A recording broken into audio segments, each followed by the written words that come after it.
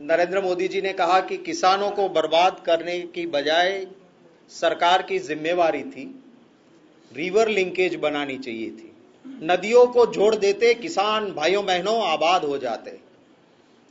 अब इसी मुख्यमंत्री ने ऋषि पंचमी के दिन हमारा बहुत ही सिद्धपुर, जहां पे हिंदुओं में खास करके माता की मृत्यु होती है तो उसकी जो लास्ट रिलीजियस विधि होती है वो वहां सिद्धपुर में करते हैं। और सिद्धपुर की उस नदी में पानी नहीं रहता था, चुनाव नजदीक था। गुजरात के 185 सेंट्स एक मंच पे इकट्ठे किए। सबसे बगल में उसमें उस वक्त मोदी जी के आशाराम थे और उस वक्त नरेंद्र मोदी ने कहा कि नर्मदा का पानी मैं सिद्धपुर में डाल रहा हूं और ये महासंगम है और 12 महीने तक सिद्धपुर की इस नदी में नर्मदा का पानी भरा रहेगा, ये मेरा वादा है और मैंने इस तरह से बनाया है। उसकी वीडियो मैंने YouTube पे भी लगाई है और मैंने आज के फोटोज भी लगाए हैं। वहां पे बच्चे क्रिकेट खेलते हैं। जिस दिन ये प्रोग्राम हुआ, पाइप में पहले से पानी डाल के निकाल के नदी में मुहूर्त किया गया, उसके बाद एक दिन एक बूंद पानी नर्मदा का सिद्धपुर की सरस्वती में नहीं आया है। क्या ये इनका रिवर लिंकेज है जो वर्धा में जाके कहते हैं?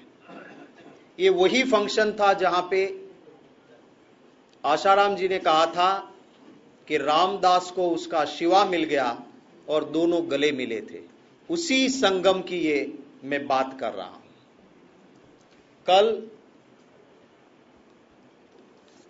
वर्धा में वो बोले कि मेरे गुजरात के कॉटन ग्रोइंग जो फार्मर्स है उनको सबसे ज्यादा अन्याय होता है।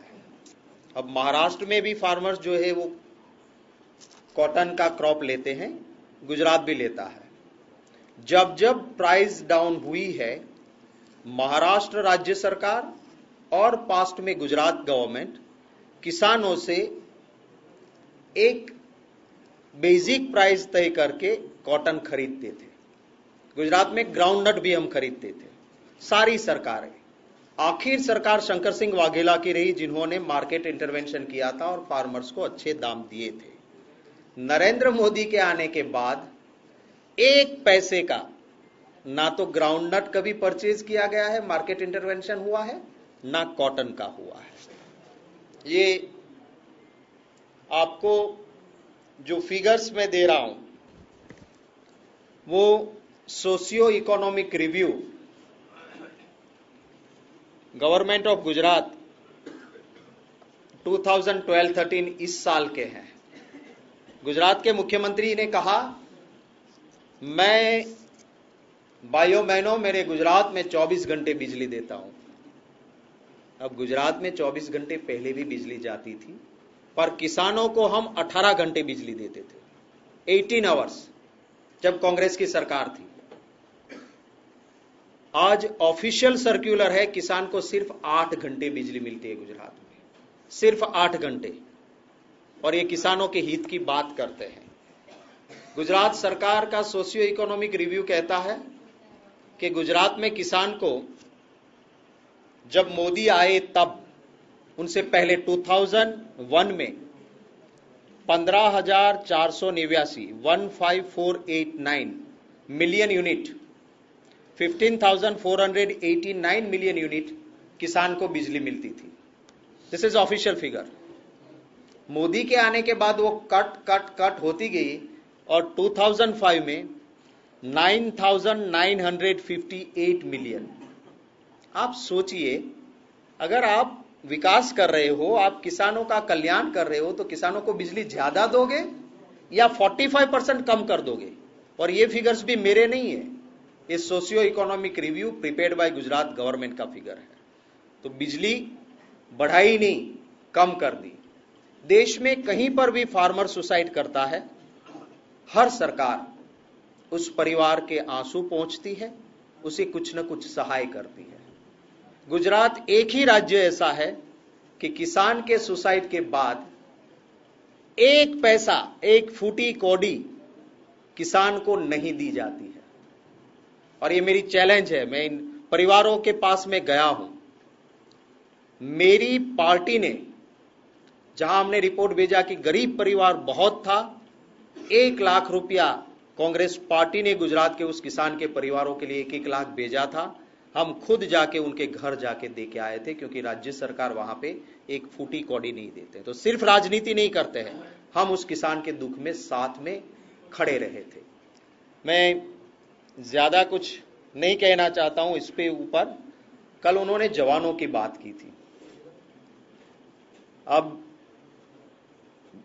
इस देश की सुरक्षा करने वालों की पे भी राजनीति हमने नहीं की थी। जब बस में बैठ के आप पाकिस्तान चले गए, आपकी कमजोरी थी कि हमारी ही टेरिटरी में, कांधार में आप पहले छोड़ के आए हमारी टेरिटरी से, और इसके बाद कारगिल में पाकिस्तान का सैन्य घुस गया और कितना सहन करना पड़ा जवानों को। बीएसएफ के वो जवान बांग्लादेश के सरहद पे 16 मारे गए, और कौन जिम्मेवार था उस वक्त, और कौन उस वक्त शासन कर रहा था। मैं इस पे ज्यादा राजनीति नहीं करना चाहता हूं, पर अगर इतिहास गवाह है, उन डेटा को भी थोड़ा देख लें तो पता चलेगा कि सच्चाई क्या है। गुजरात में 3.5 लाख फार्मर्स, उन्होंने खेती करना छोड़ दिया है। वो एग्रीकल्चरिस्ट मिट गए हैं, वो भी ASER का फिगर है। और फार्मर्स कम हुए और 17 लाख मजदूर बढ़े हैं। ये इनका विकास है। गुजरात विकास में पहले से आगे था। डेवलपमेंट गुजराती का DNA है। तो जब वो स्पीचीज में झूठ बोलते हैं, ये उनका एक नमूना दिया है। आपके कोई सवाल होंगे तो उसका स्वागत रहेगा। जी भैया। गुजरात की जनता हमें सुनती है, और इसीलिए आप देखिए, हाँ आप देखिए तो सही, सुनिए तो सही, आपका सवाल मैं समझ गया। गुजरात में 1990 में 32 लोग थे हाउस में, I was one of them. आज हम 64 है। अगर नहीं सुनती तो ये नंबर कम होते, मोदी के आने के बाद बढ़ते नहीं। 2004 में आउट ऑफ 26 हम 12 जीते, ऑलमोस्ट इक्वल कह सकते हो आप। 2009 में हम 11 जीते, जब मोदी कहते थे 1 माइका लाल दिल्ली नहीं जाने दूंगा कांग्रेस का। आपका सर्वे कहता था कि 0 से 3। तो गुजरात की जनता जरूर सुनती है, पर कंड्यूसिव एटमॉस्फेयर नहीं है। आज भी मैं कहता हूं, वो कंड्यूसिव एटमॉस्फेयर नहीं है, और विकास के नाम पे वोट नहीं मांगा जाता है, डिवाइड करके मांगा जाता है। इसलिए मैं मानता हूं कि हम पावर में नहीं आ पाए हैं, पर गुजरात की जनता हमें सुनती नहीं है, ये बात नहीं है। यस भैया। देखिए, दो कारण है। पहला कारण यह है कि बीजेपी की हवा 2 तरह की चलती है। एक कुदरत की हवा चलती है, आप किसी भी कोने में खड़े रह जाओ आपको हवा महसूस होगी। एक पंखे से हवा चलाई जाती है, वो जहां पंखा घूमता है वहां हवा आती है। बीजेपी की हवा वो पंखे की हवा है। तो उनको इसको बनाए रखने में, वो जानते हैं कि हवा नेचुरल नहीं है, वोट नहीं मिलेंगे। शाम दाम दंड भेद कुछ भी करो, कांग्रेस के लोगों को ले आओ। और चुनावी मौसम में हॉर्स ट्रेडिंग करने वाला जो ज्यादा करता है वो थोड़ा ले जाता है। ये इतिहास भी है कि चुनाव के वक्त कुछ जाते हैं कुछ आते हैं। तो इसमें अगर उनकी कैडर मजबूत है, उनकी हवा है, हमारे लोग जुड़ जाए, उसमें दिक्कत नहीं। पर टिकट हमारे लोगों को क्यों देने पड़ती है? टिकट क्यों देते हो आप? आता हूं, एक खत्म कर जी।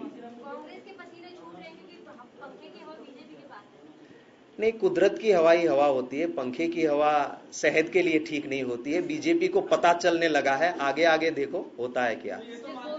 जी आता हूं, सॉरी आता हूं, एक सेकेंड जी। कांग्रेस मोदी को मौत का सौदागर मानती है या नहीं? यदि हाँ तो क्यों, और नहीं तो क्यों? आपने कहा हाँ या ना में? नहीं, देखिए बात सीधी सी है। मैं मानूं, आप मानो या मेरी पार्टी माने नहीं, किसी भी को, इवन मोदी को यहां हाथ रख के पूछोगे तो उसको भी कहना पड़ेगा कि हां, मैं हार रहा था। सीएम गुजरात का बनने के बाद 3 बाय इलेक्शन हुए, सब जगह बीजेपी हारी थी मोदी के नेतृत्व में। इसके बाद पहले राम के सेवकों को जलाया या जलने दिया, फिर रहीम के बंदों को मरवाया। उसको मौत का सौदागर नहीं तो आप क्या कह सकते हो? यस, जो आपने इतना बड़ा पैसा पढ़ा मीडिया के सामने, आपने इसको राहुल गांधी क्यों नहीं बोलते? राहुल गांधी जी के पास बहुत इश्यूज है। स्पोक्स पर्सन का काम डिटेल यहां देना है, उनको पब्लिक के साथ जो बात करनी है उनमें से कुछ बातें। अभी वो आए वहां पे गुजरात में, उन्होंने जो अमूल डेयरी के बात में बात की कि जब मैं 6 साल का था और ट्यूशन क्लास में जाता था, अमूल का पोस्टर दिखता था और मोदी जी कहते हैं कि अमूल मेरी वजह से। अमूल का चेयरमैन कांग्रेस का विधायक है, अमूल का वाइस चेयरमैन कांग्रेस का विधायक है, और अमूल के चेयरमैन को हम पार्लियामेंट लड़ा रहे हैं अभी। तो अमूल कांग्रेस के विधायक, चेयरमैन, वाइस चेयरमैन, पूरा बोर्ड कांग्रेस का, और मोदी बार कहते हैं कि दिल्ली जो मक्खन खाता है वो मैं भेजता हूं। अब क्या करें आप? Thank you very much.